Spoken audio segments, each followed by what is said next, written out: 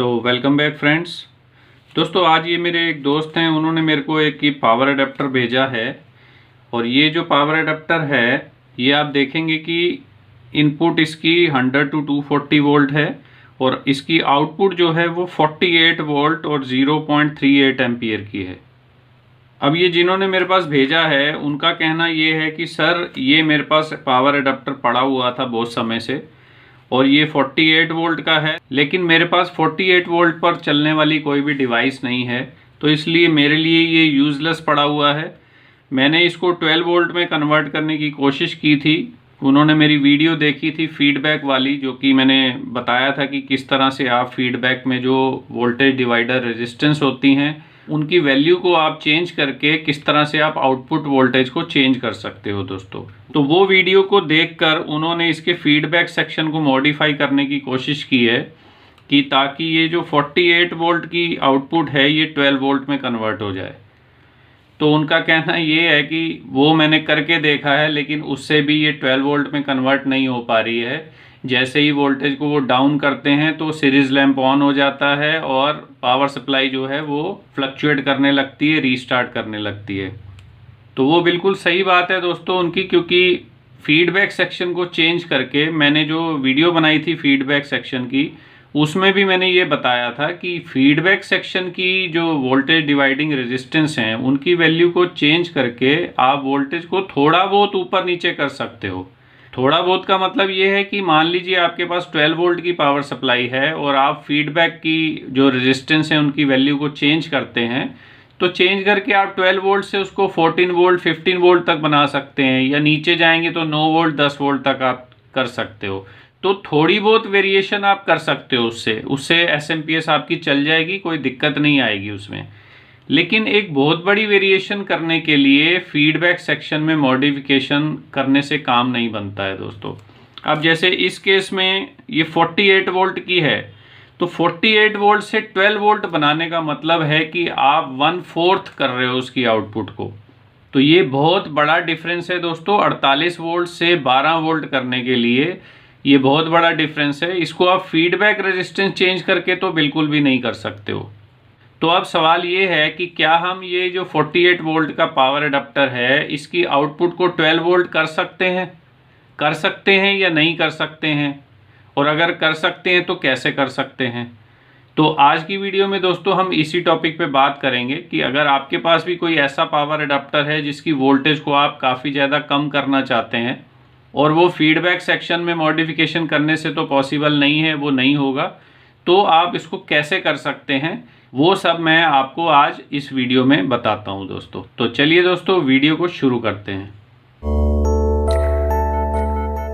तो सबसे पहले तो दोस्तों आप ये एक बात समझ लें कि जब भी कोई एसएमपीएस डिज़ाइन की जाती है तो उस समय उसकी आउटपुट वोल्टेज कितनी होगी, कितना करंट वो आउटपुट पे देगी, ये सब चीज़ों को ध्यान में रख के उसके एक एक कंपोनेंट को सेलेक्ट किया जाता है और उसी के हिसाब से कंपोनेंट सारे लगाए जाते हैं।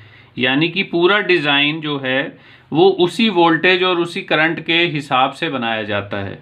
अगर आप उसके अंदर में कोई चेंजेस करते हैं तो उससे कई बार वो बाकी का सर्किट जो है वो बना तो उतनी वोल्टेज के लिए है, लेकिन आप वोल्टेज को कम करना चाहते हैं तो वो बाकी सर्किट जो है वो उस वोल्टेज को, जो कम हुई वोल्टेज है, उसको सपोर्ट नहीं करता है। इसी वजह से आपको आउटपुट प्रॉपर नहीं मिलती है।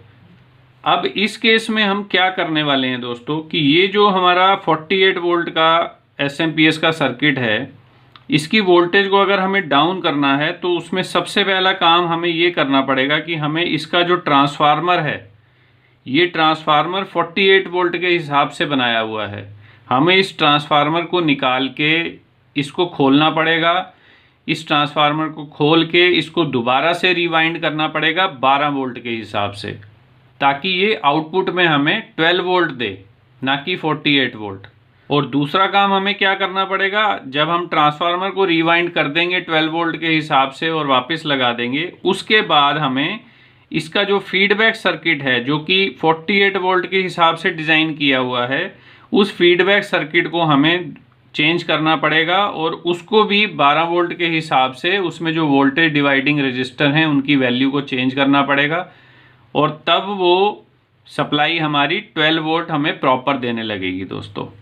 तो पहला काम क्या हो गया हमारा कि हमें ये ट्रांसफार्मर को बाहर निकालना है, इसको खोलना है, इसकी वाइंडिंग को सारा खोल के और दोबारा से इसको 12 वोल्ट के हिसाब से कैलकुलेट करके इसको रीवाइंड करेंगे हम ट्रांसफार्मर को। और जब एक बार ट्रांसफार्मर हमारा रेडी हो जाएगा 12 वोल्ट के हिसाब से, इसको वापस लगा देंगे और उसके बाद हम जो फीडबैक सेक्शन है हमारा, ये 48 वोल्ट के हिसाब से बना हुआ है, इसको हम ये जो रेजिस्टेंस लगी हैं इनकी वैल्यू को चेंज करके हम इस फीडबैक सेक्शन को भी 12 वोल्ट के हिसाब से कैलकुलेट करके यहाँ वैल्यूज लगाएंगे। तो ये 2 स्टेप करने से दोस्तों हमें 12 वोल्ट यहाँ मिल जाएगी। अगर आप इसके कवर पे देखेंगे तो ये 48 वोल्ट और 0.38 एम्पियर की पावर सप्लाई है। तो कैलकुलेटर पे मैं आपको बताता हूँ कि ये 48 वोल्ट की पावर सप्लाई है और ये करंट कितना दे रही है, 0.38 एम्पियर का। तो 48 और 0.38 को अगर हम मल्टीप्लाई कर देते हैं तो हमारी आउटपुट पावर कितनी निकली, 18 वॉट। यानी कि ये जो सप्लाई है, ये जो एडाप्टर है, ये 18 वॉट का एडाप्टर है। तो अब 18 वॉट का मतलब ये हो गया कि अगर हम इसको 48 वोल्ट से 12 वोल्ट में कन्वर्ट कर देंगे तो भले ही हम इसकी वोल्टेज को चेंज कर दें या कुछ भी करें, किसी भी पावर सप्लाई की जो वोल्टेज होती है, जिस वोल्टेज के लिए वो डिज़ाइन किया गया है, वो वोल्टेज चेंज नहीं होती है। अगर आप 48 वोल्ट से 12 वोल्ट पे इसको ले आएंगे आउटपुट को, तो भी ये 18 वॉट ही आउटपुट देगा आपको। कैसे, ये जो 18 वॉट आ गया, इसको अगर अब आप नई वोल्टेज से डिवाइड कर देंगे, 18 वॉट को हमने भाग कर दिया 12 से, हमें 12 वोल्ट में कन्वर्ट करना है, तो 12 से भाग किया तो क्या आया दोस्तों, 1.5 एम्पियर। यानी कि ये जो पावर एडाप्टर है, अभी तक इसकी जो एम्पियर रेटिंग थी वो थी 0.38 एम्पियर 48 वोल्ट पे। अब जब 48 वोल्ट से ये 12 वोल्ट पे आएगा तो ये एम्पियर जो हैं ये बढ़ जाएंगे। जब वोल्टेज कम होगी ट्रांसफार्मर में तो उस केस में एम्पियर बढ़ के 1.5 एम्पियर हो जाएंगे। यानी कि आपकी पावर सप्लाई ये 12 वोल्ट बनने के बाद में आपको 1.5 एम्पियर का करंट देगी। तो 1.5 एम्पियर का करंट और वोल्टेज कितनी है आपकी, 12 वोल्ट। तो जब इसको मल्टीप्लाई करेंगे तो वही आएगा 18 वॉट। यानी कि कभी भी पावर सप्लाई की जो वोल्टेज है, जो पावर है उसकी, वो कभी चेंज नहीं होती है। वो 48 वोल्ट पे भी 18 वॉट की थी और जब 12 वोल्ट हो जाएगी तब भी वो 18 वॉट ही रहेगी। तो जब वोल्टेज कम होगी तो करंट बढ़ जाएगा, वोल्टेज सेम ही रहेगी। तो अब हम क्या बनाने वाले हैं दोस्तों, इसको अब हम इसको बना देंगे 12 वोल्ट 1.5 एम्पियर की एसएमपीएस। ठीक है दोस्तों, तो चलिए इस पे काम करते हैं। तो चलिए दोस्तों, मैं सबसे पहले आपको एक बार इसको ऑन करके दिखा देता हूं पावर सप्लाई को।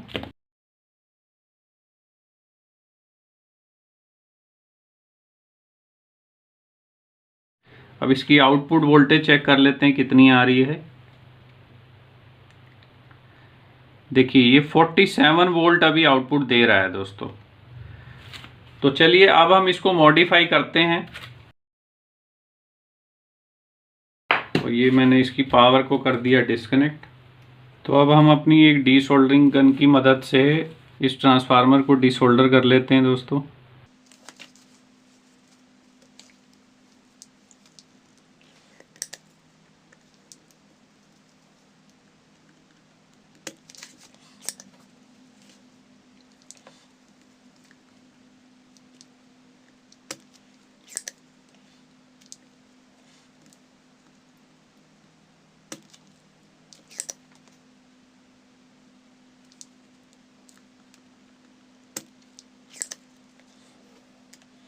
आप देख रहे हैं कि कितनी आसानी से हम डीसोल्डर कर पा रहे हैं इस गन की मदद से। ये मैंने पीछे भी एक वीडियो में आपको दिखाई थी। उसके बाद आप में से कितने लोगों ने ये गन खरीदी है, आप मेरे को कमेंट करके ज़रूर बताएं। और जिन्होंने भी ली है, क्या उनको पसंद आई है कि नहीं आई है।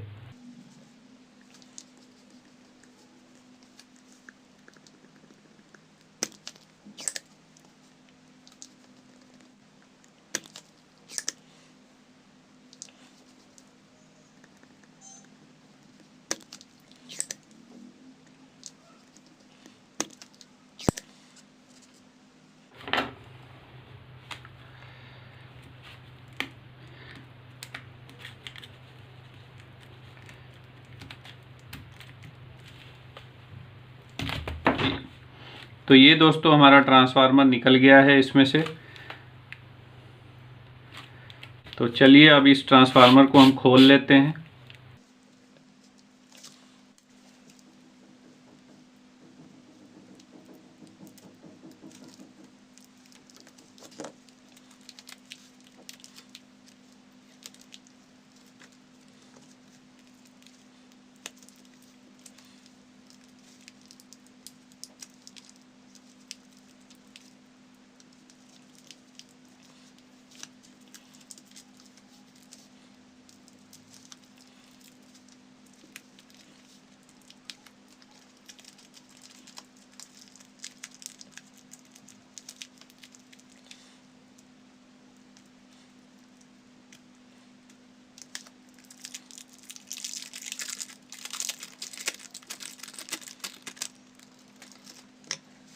तो ये दोस्तों हमारा ट्रांसफार्मर निकला है इसमें से।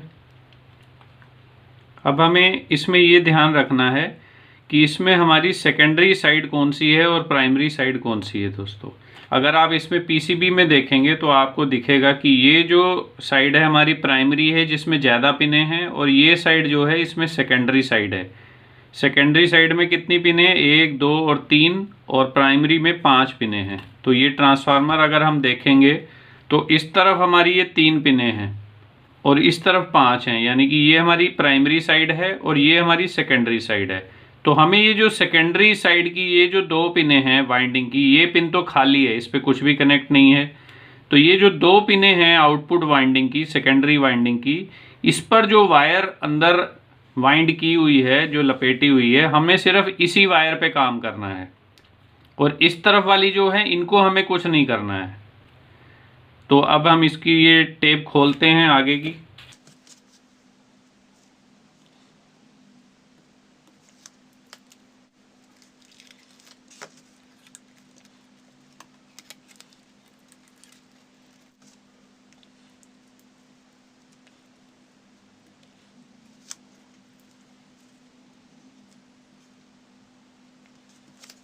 अब यहाँ पर एक इन्होंने जॉइंट लगा रखा है सोल्डर से, तो इसको सोल्डरिंग आयरन से छुड़ा लेते हैं।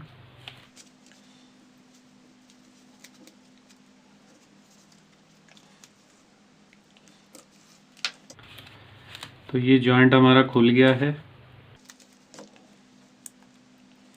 और ये जो जॉइंट है हमारा ये प्राइमरी वाइंडिंग से कनेक्ट हुआ है। तो इसको हम थोड़ा सा साइड में करके यहीं छोड़ देते हैं। इसको हमें कुछ नहीं करना है, हमें तो सिर्फ और सिर्फ सेकेंडरी वाइंडिंग पे काम करना है दोस्तों। अब हम आगे का खोल लेते हैं।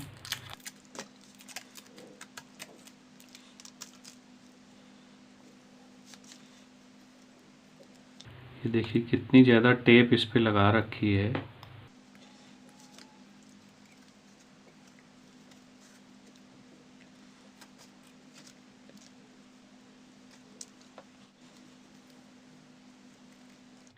अब ये जो फेराइट कोर है ये चिपका रखी होती है इधर से और इधर से जॉइंट से। तो अब इसको छुड़ाने के लिए, वैसे नॉर्मली आप इसको हल्का सा गर्म करेंगे तो ये छूट जाती है अगर आराम से ना निकल रही हो। अब हमारे केस में ये निकल गई है, आराम से ज़रा सा खींच झटका देते ही ये बाहर आ गई है। देखिए ये फेराइट कोर को हमने निकाल दिया, और ये एक नीचे की तरफ से भी निकलेगी। ये देखिए ये नीचे की तरफ से भी निकल गई, और ये अब हमारी बॉबिन रह गई। इसके ऊपर ये सारी कॉयल लिपटी हुई है, ये प्लास्टिक की बॉडी है इसकी। तो अब हम कॉयल को ओपन करते हैं दोस्तों। ये फिर से टेप है, टेप को खोल लेते हैं।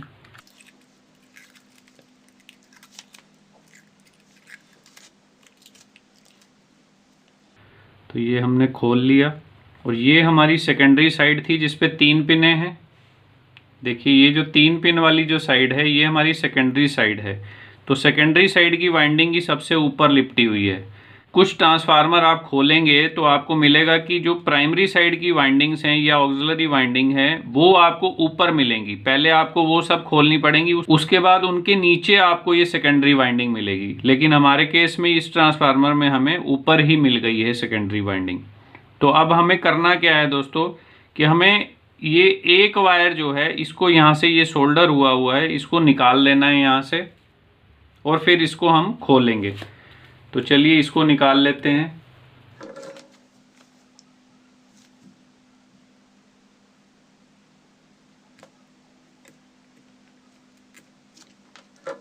तो ये हमारी वाइंडिंग इसमें से खुल चुकी है, ये वायर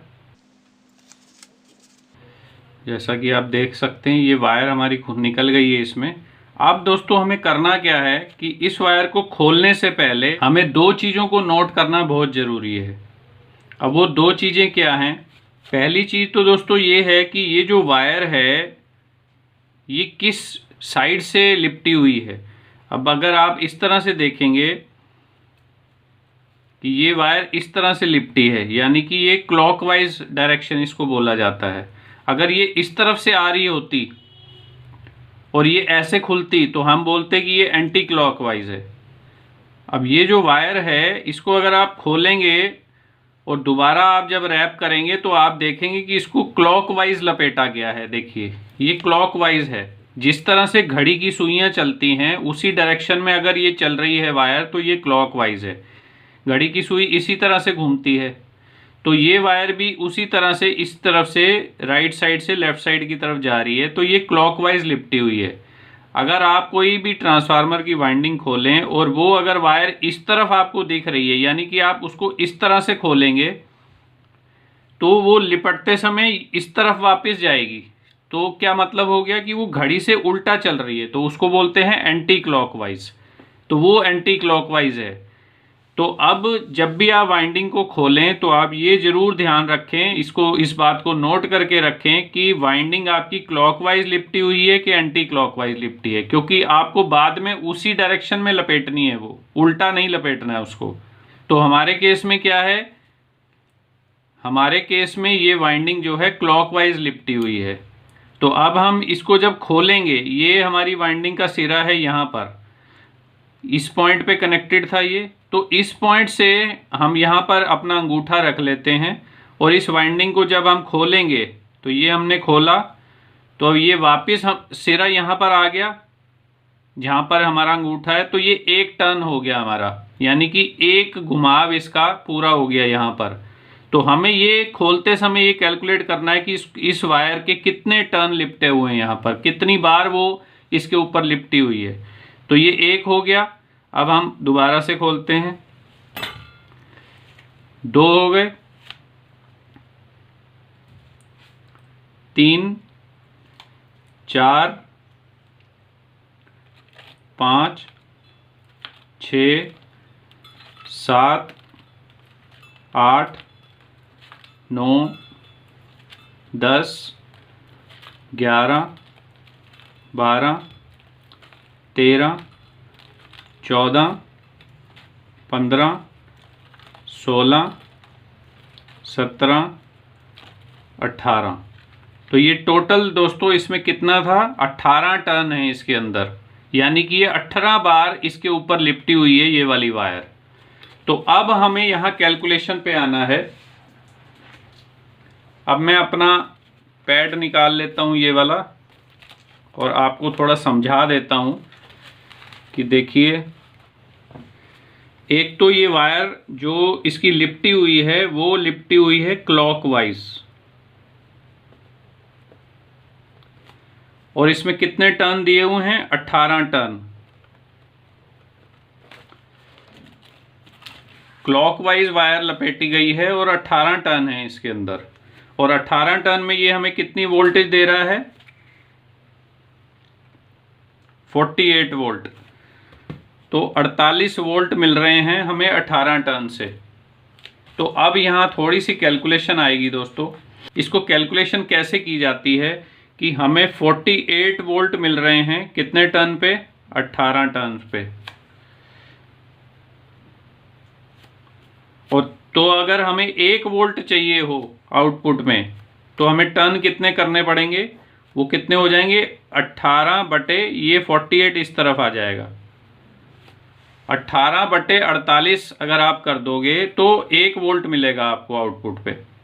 तो ये 18 बटे 48 कितने टर्न हो गए, ये कैलकुलेटर में हम देख लेते हैं। 18 को हम भाग कर देते हैं 48 से, तो आप देखिए ये बन गया 0.375 टर्न्स, यानी कि आधे टर्न से भी कम अगर हम टर्न करें तो हमें 1 वोल्ट मिलेगा आउटपुट पे। लेकिन हमें कितना चाहिए दोस्तों, हमें चाहिए 12 वोल्ट। तो 12 वोल्ट अगर हमें चाहिए तो ये आया था 0.375 और इसको हम गुणा कर देंगे 12 से। तो ये 0.375 आया, इसको हमने गुणा किया 12 से, तो ये क्या जवाब आ गया 4.5 टर्न।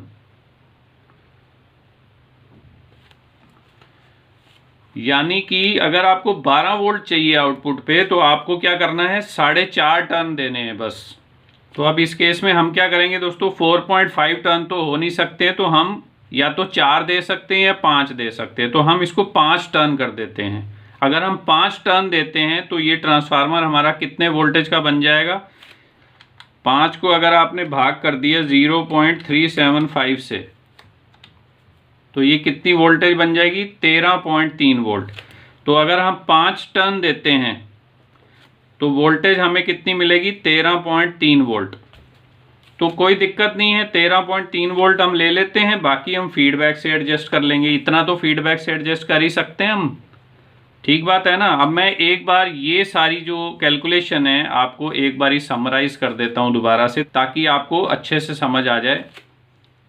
हमने इसकी ये वाइंडिंग को खोल लिया, सेकेंडरी वाइंडिंग को, जो कि क्लॉकवाइज लिपटी हुई थी। इसमें 18 टर्न दिए हुए थे और 18 टर्न से हमें 48 वोल्ट मिल रहे थे, 48 वोल्ट हमें मिल रहे थे यहाँ पे। ठीक है दोस्तों, तो यहाँ हमने लिख लिया 48 वोल्ट हमें मिल रहे हैं 18 टर्न से। तो अगर हमें 1 वोल्ट चाहिए तो हमें 18 और ये 48 इस तरफ आ जाता है, 18 को 48 से भाग कर देंगे तो ये आ गया 0.375 टर्न। यानी कि इतना टर्न अगर आप देंगे तो आपको आउटपुट में 1 वोल्ट मिलेगा। अब अगर हमें आउटपुट में 12 वोल्ट चाहिए तो ये जो जवाब आया है 1 वोल्ट वाला, 1 वोल्ट का इतना टर्न है, तो 12 वोल्ट के लिए इसी टर्न को 12 गुना कर देते हैं तो 12 वोल्ट मिल जाएंगे। तो हमने 0.375 को 12 से गुना कर दिया, तो 12 से गुना किया तो आंसर आ गया 4.5 टन। यानी कि 4.5 टन अगर हम देते हैं तो हम 12 वोल्ट हमें ट्रांसफार्मर की सेकेंडरी वाइंडिंग में मिलेंगे।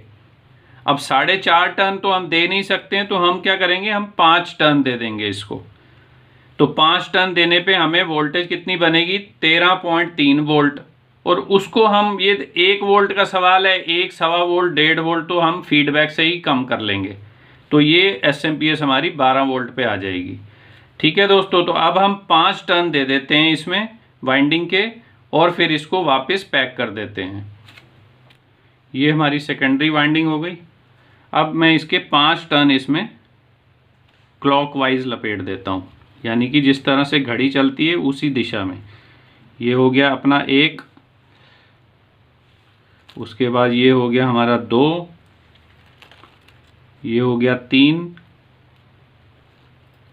ये हो गया 4 और ये हो गया हमारा 5। तो ये हमारे 5 टर्न हो गए दोस्तों। और ये 5 टर्न से ये वायर को हम ले जाते हैं कहाँ, यहाँ लगा देते हैं इसको। तो ये 5 टर्न हमने दे दिए इस वाइंडिंग के। देखिए पहले जो 18 टर्न थे इसी वायर के, अब हमने कितने दे दिए, 5 टर्न। ये यहाँ से चली वायर और ये पहला कंप्लीट हुआ, ये दूसरा हो गया, ये तीसरा, ये चौथा और ये 5वां आके 5वें से हमने यहाँ पर इसको कनेक्शन दे दिया है। अब हम इसको वापस टेप कर देंगे और इस वायर को हम यहाँ से कट कर देते हैं। इस वायर को हम यहाँ से, ये हमने कट कर दिया। ठीक है दोस्तों, अब इसको वापस हम टेप कर देते हैं, जो हमने टेप खोली थी इसमें से।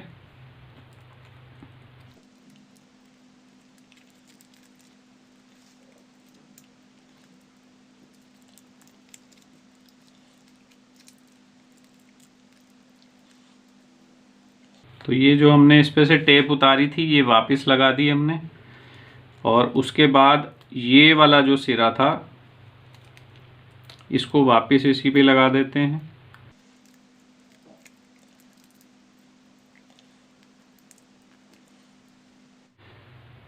तो ये दोस्तों हमने इस वाइंडिंग को भी वापस से सोल्डर कर दिया यहाँ पर पॉइंट पे। अब हम इसके ऊपर भी एक टेप हम लगा देते हैं।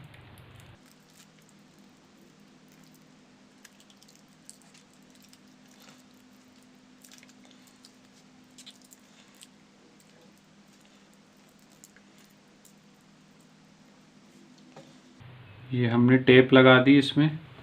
अब हम इसकी जो फेराइट कोर थी इसको वापस लगाते हैं इस तरह से।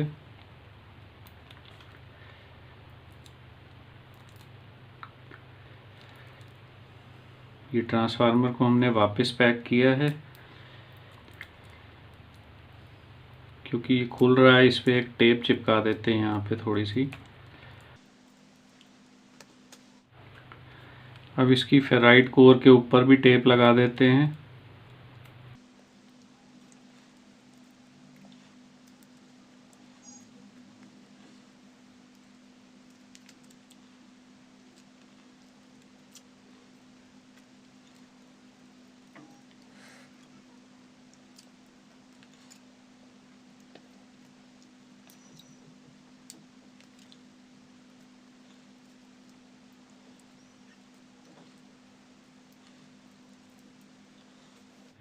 तो अब ये दोस्तों हमारा ये ट्रांसफार्मर लगभग तैयार है।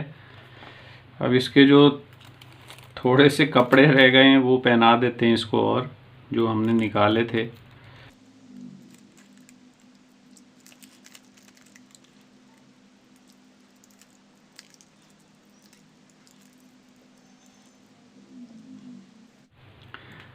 अब पहले ये वाली जो वायर हमने निकाली हुई है इसको एक बार थोड़ा सा छील के और इसको सोल्डर कर देते हैं।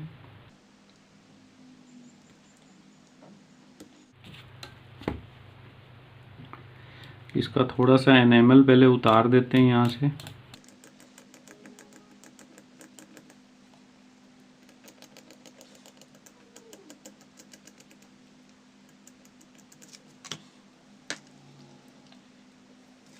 अब इस वायर को हम रैप कर देते हैं इस दूसरी पिन से।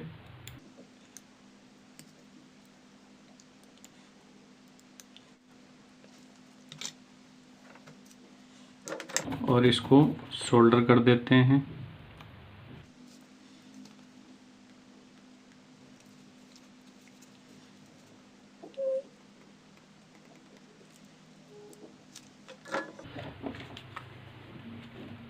अब एक बार इसकी कंटिन्यूटी देख लेते हैं कि कनेक्शन सही हो गए हैं कि नहीं हुए।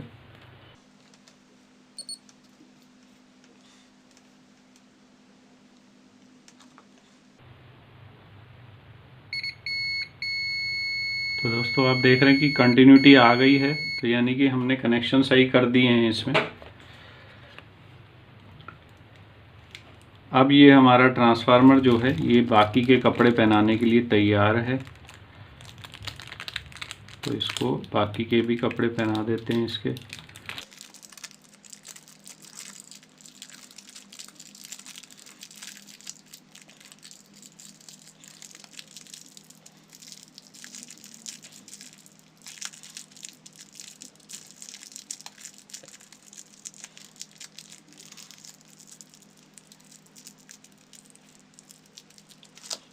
और लास्ट इसका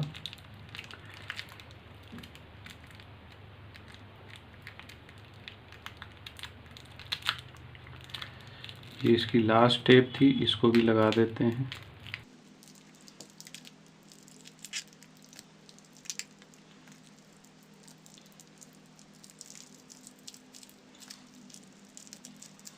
तो ये दोस्तों हमारा ट्रांसफार्मर अब रेडी हो गया है।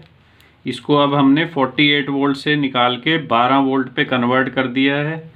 तो अब हम इस ट्रांसफार्मर को वापस लगाते हैं पावर सप्लाई में और देखते हैं कि क्या रिज़ल्ट आता है इसका।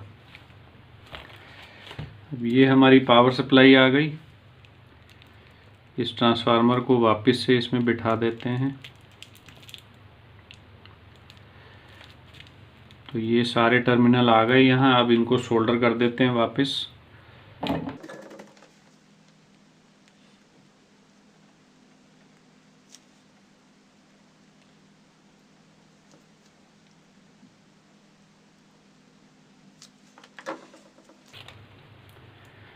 तो ये सारे टर्मिनल इसमें मैंने सोल्डर कर दिए हैं। अब तो इस SMPS के अगर आप टर्मिनल देखेंगे दोस्तों, तो ये जो दो किनारे वाले टर्मिनल हैं ये प्राइमरी वाइंडिंग है इसमें।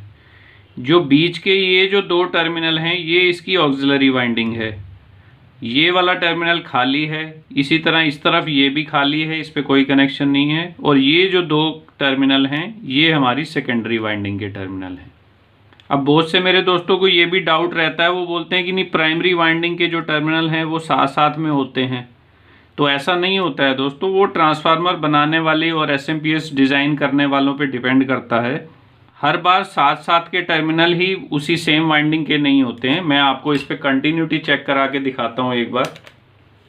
देखिए ये जो टर्मिनल है ये वाला, इसकी कंटिन्यूटी इसके साथ नहीं आ रही है। देखिए इस टर्मिनल पे कोई कंटिन्यूटी नहीं है, ये मीटर चल रहा है हमारा, यहाँ पर कोई कंटिन्यूटी नहीं है। ये प्राइमरी वाइंडिंग है, इसकी कॉइल इस तरफ से लिपट के और इस टर्मिनल पे कनेक्टेड है। आप देखिए यहाँ पर कंटिन्यूटी दिखा रहा है ये। इसी तरह ये जो दूसरा टर्मिनल है ये ऑक्सिलरी वाइंडिंग है और इसकी कॉइल अंदर से लिपट के इस पे लगी हुई है। ये देखिए यहाँ कंटिन्यूटी दिखा रहा है। तो ये बीच वाली जो दो पॉइंट हैं ये ऑक्सिलरी वाइंडिंग है और जो बाहर वाले दोनों पॉइंट हैं ये प्राइमरी वाइंडिंग है इसकी। और ये वाली जो वाइंडिंग है ये हमारी सेकेंडरी वाइंडिंग हो गई। तो अब हमारा ट्रांसफार्मर लग चुका है दोस्तों वापस। तो अब हमारा बाकी का काम क्या बचा था? अब हमारा अगला काम ये था कि हमें जो इसका फीडबैक सेक्शन है इसको भी 12 वोल्ट के हिसाब से सेट करना है दोस्तों। अभी ये 48 वोल्ट के हिसाब से सेट है। तो अब हम एक बार देख लेते हैं कि इसका फीडबैक सेक्शन किस तरह से बना हुआ है।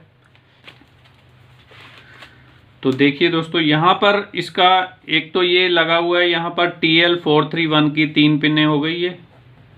ये TL431 है, ये 1 नंबर 2 नंबर 3 नंबर। तो फीडबैक पिन कौन सी होती है? 1 नंबर। तो हमें 1 नंबर को ही ट्रेस करना है कि वहाँ पर क्या क्या कनेक्टेड है। तो इसमें TL431 कहाँ लगा हुआ है?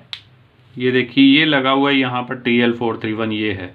तो इसकी 1 नंबर पिन कौन सी है? ये वाली। ये 1 है, ये 2 है, ये 3 है। तो 1 नंबर पिन पे आप देखेंगे कि यहाँ ये एक रेजिस्टेंस लगी हुई है और उसके बाद ये लाइन कहाँ जा रही है? ये आ गई यहाँ पर। यहाँ क्या लगा हुआ है? ये कैपेसिटर है आपका आउटपुट जिसकी पॉजिटिव साइड है ये। तो ये आउटपुट के जो प्लस वाला टर्मिनल है वहाँ से एक रेजिस्टेंस कनेक्ट करके TL431 के 1 नंबर पिन पे लगी है। तो हमने ये 1 नंबर पिन को रेजिस्टेंस लगा के पॉजिटिव सप्लाई से कनेक्ट कर दिया। अब इसके साथ और क्या लगा हुआ है देखिए, इसी 1 नंबर पिन से एक ये रेजिस्टेंस भी लगी हुई है छोटी सी, अगर आपको ये दिख रही हो कैमरे में। ये एक रेजिस्टेंस यहाँ लगी हुई है और इसका दूसरा सिरा जो है ये इसी TL431 के 2 नंबर पिन पे लगा हुआ है। तो जो 2 नंबर पिन है वो आउटपुट के ग्राउंड टर्मिनल से कनेक्ट होती है। तो ये हमारी 2 नंबर पिन हो गई और 2 नंबर पिन जो है ये ग्राउंड से कनेक्ट हो गई आउटपुट की। और यहीं से एक रेजिस्टेंस लगा के इस तरह से, और ये इधर जा रही है। तो ये हमारी R1 रेजिस्टेंस है, ये हमारी R2 रेजिस्टेंस है।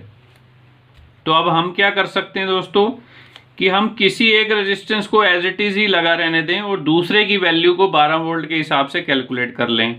अब ये कैसे करेंगे, इसके लिए भी मैंने एक वीडियो बनाया था फीडबैक रजिस्टर की कैलकुलेशन के ऊपर। उसका लिंक ये ऊपर आ रहा है, यहाँ पर क्लिक करके आप वो वीडियो भी डिटेल में देख सकते हो। अभी मैं आपको यहाँ पर सीधा सीधा बताऊंगा कि उस वीडियो में मैंने जो आपको फॉर्मूला बताया था कि किस तरह से आपको रेजिस्टेंस कैलकुलेट करनी है, उसकी वैल्यू के हिसाब से हम यहाँ पर कैलकुलेट कर लेंगे। तो सबसे पहले हमें यहाँ पर जो 2 रेजिस्टेंस लगी हैं इनकी वैल्यू देखनी है कि कितनी है। तो पहले हम इनकी वैल्यू देख लेते हैं। तो उसके लिए दोस्तों हम एक बार रेजिस्टेंस को बाहर निकाल लेते हैं दोनों को, क्योंकि सर्किट में लगे हुए रेजिस्टेंस की वैल्यू सही से पता नहीं चल पाती है। तो ये हमारी एक रेजिस्टेंस हो गई और ये हमारी जो दूसरी रेजिस्टेंस है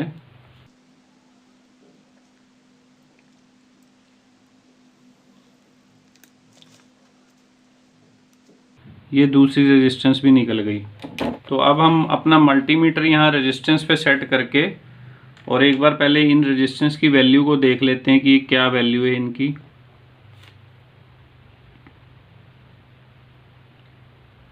देखिए दोस्तों, इसकी वैल्यू आ रही है लगभग 180 किलो ओम की।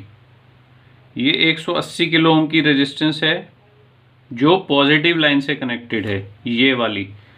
तो इसकी वैल्यू हो गई 180 के। और जो दूसरी रेजिस्टेंस निकली है हमारी, इसकी वैल्यू क्या है?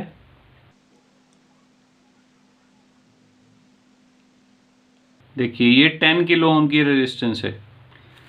तो दूसरी की वैल्यू भी निकल गई 10 किलो ओम। तो अब हमारे पास दोनों रेजिस्टेंस की वैल्यू है।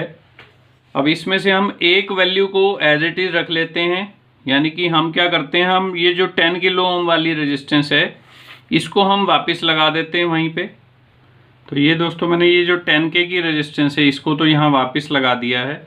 अब हमें यहाँ जो रेजिस्टेंस है इसकी वैल्यू ढूंढनी पड़ेगी और उस वैल्यू की रेजिस्टेंस एक हमें ढूंढ के इसमें लगानी पड़ेगी दोस्तों। तो अब अगर इस इक्वेशन में देखें तो हमें कौन सी वैल्यू पता है और कौन सी नहीं पता है। 10K तो हमने वापस लगा दी, तो यानी कि ये वैल्यू हमें पता है। और ढूंढनी किसकी वैल्यू है हमें? R1 की। जो पहले 180K की लगी थी, अब ये वाली तो हम लगा नहीं रहे हैं, तो हमें इसकी वैल्यू ढूंढनी है कि R1 की वैल्यू अब क्या होगी 12 वोल्ट के लिए। तो उसके लिए जो मैंने फीडबैक रजिस्टर कैलकुलेशन वाला वीडियो बनाया था उसमें फॉर्मूला क्या बताया था मैंने आपको कि R1 की अगर हमें वैल्यू निकालनी है तो उसकी वैल्यू क्या होती है? V आउट और V ड्रॉप ब्रैकेट में R2 और माइनस R2। यही फॉर्मूला मैंने आपको बताया था, काफ़ी समय पहले एक वीडियो बनाई थी मैंने, आप देख सकते हैं उसको जाके। तो अब इस फॉर्मूले के हिसाब से V आउट क्या है? V आउट है कि हमें कितनी वोल्टेज चाहिए आउटपुट पे। तो आउटपुट वोल्टेज हमें कितनी चाहिए? 12 वोल्ट। और वोल्टेज ड्रॉप हमें कितना चाहिए? R2 पे। R2 ये है ना, तो R2 पे ही वोल्टेज ड्रॉप जो होता है वो 2.5 वोल्ट चाहिए होता है, तब ये यहाँ पर 2.5 वोल्ट मिलती है। क्योंकि ये ग्राउंड रेफरेंस के साथ में ये रेजिस्टेंस जुड़ी है और ये इधर से इस पॉइंट पे जुड़ी है, यानी कि 1 नंबर पिन पे। तो 1 नंबर पिन और ग्राउंड के बीच में इस रेजिस्टेंस के ऊपर अगर 2.5 वोल्ट ड्रॉप होगा तो वही 2.5 वोल्ट यहाँ रेफरेंस पे मिल जाएगा। तो हमें R2 पे वोल्टेज ड्रॉप कितनी चाहिए? 2.5। और R2 की वैल्यू हमारी क्या है? 10K। और इसी में से हम माइनस क्या कर देंगे? 10K। तो अब इस फॉर्मूले को हम कैलकुलेट कर लेते हैं। देखिए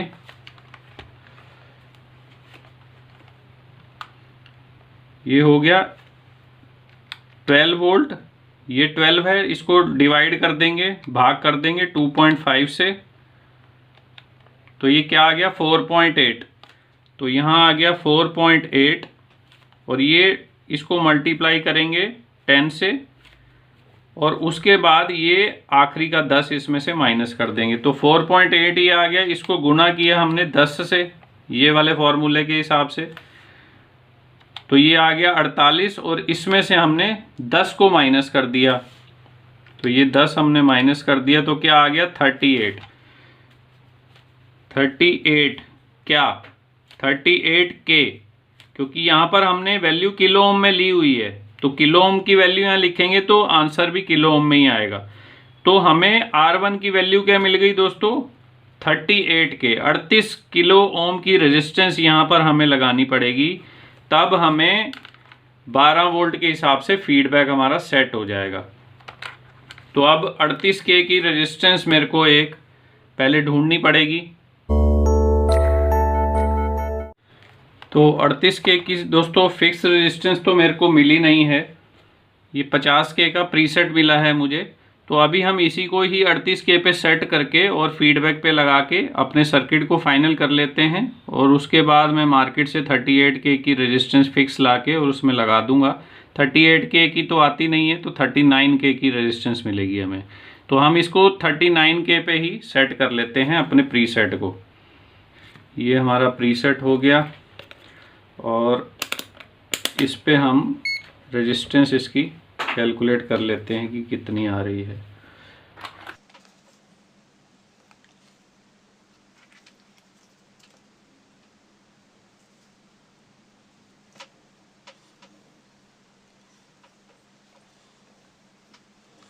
तो जैसा कि आप देख रहे हैं ये अभी अराउंड 33K के आसपास ही पहले से ही सेट है। इसको थोड़ा सा और सेट कर लेते हैं 39 तक।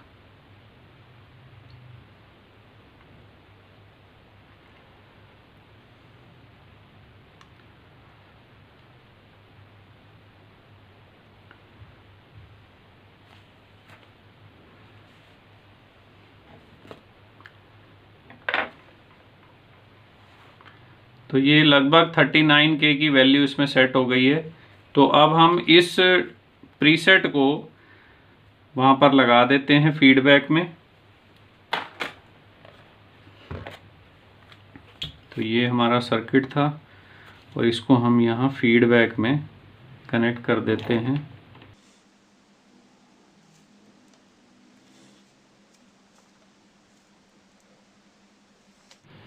तो ये हमारी 39K की रेजिस्टेंस में लग गई प्रीसेट के रूप में। अब इसमें दोस्तों एक काम और हमें करना है। तो दोस्तों जो भी हाई वोल्टेज वाली आउटपुट वाली सप्लाइयाँ होती हैं, उसके जो फीडबैक सिस्टम होता है, फीडबैक में क्या होता है कि जो पॉजिटिव लाइन होती है वहाँ से एक रेजिस्टेंस लगा के, करंट लिमिटिंग रेजिस्टर लगा के सीधा ऑप्टो कपलर के 1 नंबर पिन पे दे दी जाती है, और जो 2 नंबर पिन है वो TL431 के द्वारा कंट्रोल की जाती है। तो लेकिन जो हाई वोल्टेज की SMP होती हैं वहाँ आप देखेंगे कि जो पॉजिटिव सप्लाई है उसके बीच में एक ये जीनर डायोड लगा होता है, कि ताकि वोल्टेज ज़्यादा नहीं चली जाए ऑप्टो कपलर को और वो ख़राब ना हो जाए। तो क्योंकि ये 48 वोल्ट की सप्लाई थी, तो यहाँ पर एक जीनर लगाया हुआ है बीच में वोल्टेज को कम करने के लिए, और उसके बाद वो इस रेजिस्टेंस के थ्रू होती हुई ये ऑप्टो कपलर में जा रही है पॉजिटिव पे, पिन नंबर 1 पे। तो अब क्योंकि हमने वोल्टेज कम कर दी है तो हमें इस जीनर की ज़रूरत नहीं है, हमें वोल्टेज ड्रॉप नहीं करने हैं, हमें जो पॉजिटिव लाइन है वो सीधा ही इस रेजिस्टेंस के थ्रू होती हुई ऑप्टो कपलर पे भेजनी है। तो इस जीनर को भी हमें निकाल देना है बीच में से, और इस पॉइंट को शॉर्ट कर देना है। तो इसको कर लेते हैं।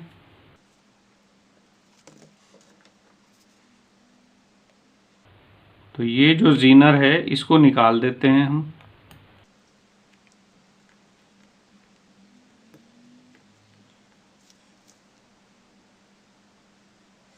तो ये जीनर हमने निकाल दिया इसमें से, और ये जो जीनर वाला जो पैड है इसको हमें डायरेक्ट कर देना है, यानी शॉर्ट कर देना है। तो इसको सोल्डर लगा के शॉर्ट कर देते हैं।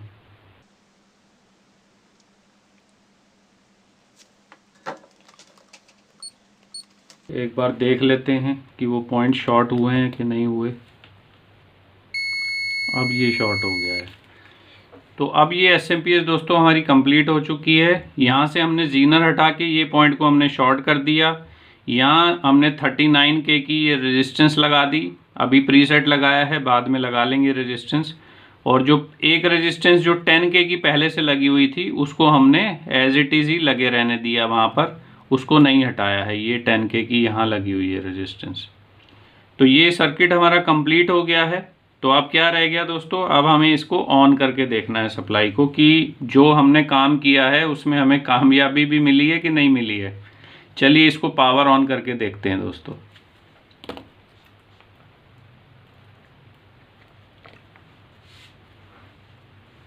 और मल्टीमीटर को मैं इसके साथ ही कनेक्ट कर देता हूं।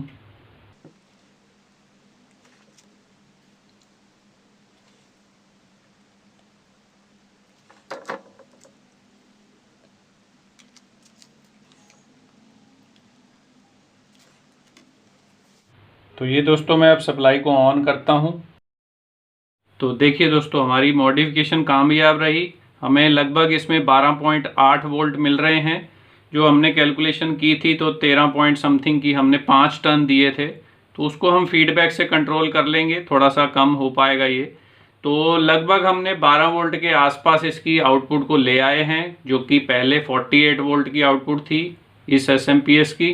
तो अगर आपके पास भी ऐसी कोई SMPS पड़ी हो तो आप इस तरह से उसका ट्रांसफार्मर को खोल के उसको रिवाइंड करके और आप जो भी वोल्टेज चाहें आप वो उसमें से प्राप्त कर सकते हैं। दोस्तों, फीडबैक से वोल्टेज थोड़ी बहुत एडजस्ट हो सकती है, लेकिन बहुत बड़ा डिफरेंस हो तो आपको ट्रांसफार्मर को ही रिवाइंड करना पड़ेगा और उसके अलावा कोई दूसरा उपाय नहीं है। या तो एक तीसरा उपाय है कि आप बक कन्वर्टर एक साथ में लगा सकते हैं, उससे भी वोल्टेज को आप डाउन कर सकते हैं, पर वो एडिशनल कॉस्ट है। इसमें तो आपको सिर्फ ट्रांसफार्मर को खोलना है और उसी की वाइंडिंग को कम करके वापस लगा देना है, तो आपकी वोल्टेज जो है वो ड्रॉप हो जाएगी। तो उम्मीद करता हूँ दोस्तों कि इस वीडियो से आपने बहुत सी चीज़ें सीखी होंगी। अगर इसके बारे में आपका कोई भी सवाल, कोई भी क्वेश्चन, कोई क्वेरी आपके माइंड में आ रही हो तो आप नीचे कमेंट में लिखें, मैं आपको उसका जवाब दे दूंगा। और वीडियो आपको पसंद आया है दोस्तों तो ज़रूर इसको लाइक करें, और अगर आपने अभी तक चैनल सब्सक्राइब नहीं किया है तो चैनल सब्सक्राइब कर लें। मैं मिलता हूँ आपको अगली एक नई वीडियो में, तब तक के लिए गुड बाय फ्रेंड्स।